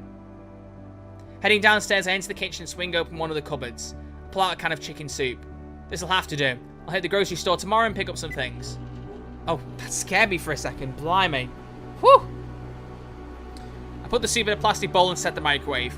As I wait, I take a deep breath. Strangely, I don't feel anxious. By how my week has been going, my heart should be on the fritz right now. But I'm oddly calm. In fact, I even feel good. Despite my aching shoulder, I got her out of that house. We planned it and pulled it off. There might be consequences later, but she's here, she's safe. Shit! It was the microwave. Don't know how that managed to... Troy? Oh, what is that top? That's kind of cool. Natsuki had made her way downstairs and was now waiting at the door. She shoots me a concerned look. You okay? Yeah, just got a little startled is all. Standing there for a moment, we're both dead silent. Your soup's ready. Okay, just trying to strain yourself too much. It's been a rough day. Can't help but draw my attention back to a swollen eye. For both of us. I guess it's the best thing we can do now. I guess the best thing we can do now is just get some rest. After all, we've got a long day tomorrow. Oh crap. What are we going to do about our eye for tomorrow? I can't go to school, Troy. Not like More like this. But not tomorrow, at least. My worry slowly eases back in. We can figure something out. We've gotten this far already. Natsuki doesn't look entirely convinced, but doesn't question me either. I guess we'll have to see how it looks from tomorrow. Yeah, I guess you're right. Worst case scenario, you won't be going to school. There's something oddly relieving about that. Gives us time to figure out what to do next. And right about now, time is exactly what we need. Though unlikely to happen, I can't help but speculate on how I can get Natsuki's dad behind bars. I sigh. The idea of simply waiting is gnawing away at my nerves. I can't shake this idea that something bad will happen to Natsuki. Or to me. And I can't exactly guarantee our safety. Oh, damn it. Deep breaths, Troy. Don't lose your nerve. I look back towards Natsuki to see if she hasn't even touched her food. Natsuki, you should eat. I mean, you must be at least a little hungry after all that. It's not that, I'm starving. She then raises a hand in my direction, her black eyes staring straight through me. It's a stark reminder of the hell she's been through. I grimace at the thought. I just don't feel like I'm free, Troy. I'm afraid he'll find a way to take me back. Natsuki takes a deep breath. I just feel so useless. I've never been mean to you, Troy. Even though you actually care about me. Natsuki's face begins to form a much more melancholic expression. It looks as if she's holding something back. I feel so sorry for her. When it comes to how her father treats her, I'm left more confused than angry. What sort of person would even consider doing that to someone, let alone their own daughter? What sort of sick mindset justifies such a thing? But hey, Parfait Girls is safe. Yeah, there's that at least. That was the first manga I ever bought for myself, you know? It was also the first manga I ever got to read with someone else too. That'd be me, I take it.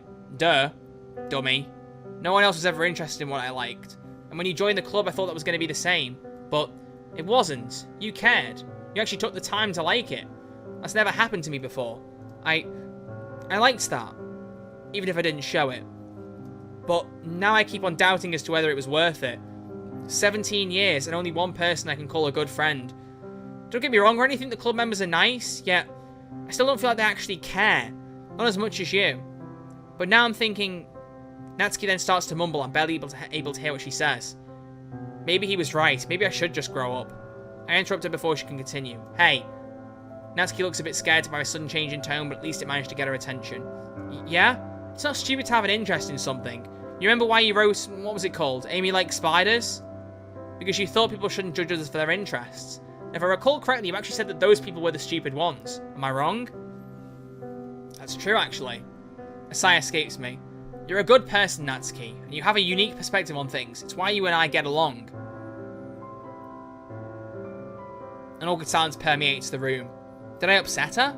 I certainly hope not. Should I try to say anything? Natsuki gives me a light shove. Dummy. Huh? You used my own poem against me. That's no fair. Relief's just about the only thing I feel right now. I'm just glad that I finally got through to her. Even if it may only be for a short while. Hey, speaking of Parfait Girls... Yeah? Well, it's safe upstairs. I went ahead and put it in the spare room earlier. So I saw. Oh, for continuing where we left off? She smiles faintly.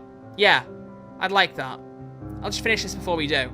She points towards the soup on the table that's more than likely lukewarm by now. Yeah, of course. I'll get a blanket and some snacks set up. That sound good? Yeah, sure. I walk to one of the cupboards where there should hopefully be some snacks available. Crisps, bingo. We're waiting up in the spare room, alright? Natsuki takes a seat at the table and grabs the spoon. Okay, I'll be there in a minute. I walk up the stairs and head towards the spare room, reflecting on the past couple of days. All the stress that has accumulated in me has drained me. Despite my fatigue, I'd love nothing more than to stay up and read with Natsuki. We could use a distraction to ease our minds. I enter the room and begin to get everything set up. With everything in its right place, the blanket laid over me, I sit down on the sofa and wait for Natsuki to arrive. The blanket is large enough to wrap around us both, thankfully, so things probably won't be too awkward between us. It gives me time to breathe a little, which I'm grateful for. Why is the light not on in the room? What's going on? I grab the Parfait Girls volume and begin to stare at the cover. I let out a light chuckle, remembering when I first really got to talk to her. She was definitely the most difficult to get a good understanding out of all the club members. Fortunately for me, however, we found common ground with our interest in manga. She's actually really nice once you get past the initial barriers, that is. Which makes it hurt even more to hear what she's had to endure. Am I going to fall asleep in the chair? Oh no. Uh-oh. Finished with my recollection, I lay with the volume of manga beside me, close my eyes and unwind for the first time in days. Yet before I know it, I hear the door creak open and a faint giggle emanating from the doorway. Turn the light on. You look comfy. I decided to play along with her more joyful attitude. Well, I certainly feel comfortable. Want to hop in and find out for yourself? I only just realised that what I said probably sounds really weird. Yeah, it really did, bro. Even if I know the blanket's big enough, I still can't help but feel like an absolute creep saying that to her. You could say, like a weirdo. Perhaps. Okay, sorry, I shouldn't have said that. You know, let's not go with the puns too much, you know? Ha, you bet. She then slides under the covers of the blanket with me. I guess she either didn't think it was weird or all, and simply didn't care. Either way, I feel more at ease around her, even if it's only for the time being. You got the volume, right? I sure do. I grab the manga laying next to me and show it to Natsuki. What's up?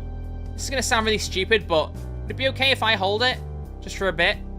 Without hesitation, I offer her the volume of manga. Of course. Natsuki's eyes light up as her face glows red. She takes the manga from my lending hand and holds it close to her chest. Wait, do you actually like it? Well, yeah. Why else would you think I offered to keep the collection here? I don't know. I think we're just trying to be nice or something. Really? What made you think that? I don't know. It's like I can read your mind, dummy. She giggles a little bit. It's good to hear her laugh. But just as soon as it happens, her smile disappears. She speaks up once more. I'm sorry, Troy. Huh? I'm completely lost. Why is she apologizing? If I had to guess, I'd assume it's something to do with her issues at home. Natsuki, there's nothing to be sorry about. There's nothing else that you could have done to stop the... Well... No, it's not that I'm apologizing for. It's not that I'm apologizing for. It's what I said earlier about being mean to you. You're probably one of the nicest people I've ever met, and I've just treated you like crap. And this might sound incredibly stupid, but even though I've only known you for about a week, you're probably one of the best friends I've ever had. She places the book down once more and suddenly pulls me into an embrace, burying her face into my chest. So, thanks, Troy. Again. I wrap my arms around her, returning her hug. Neither of us exchange a single word as a peaceful silence fills the room.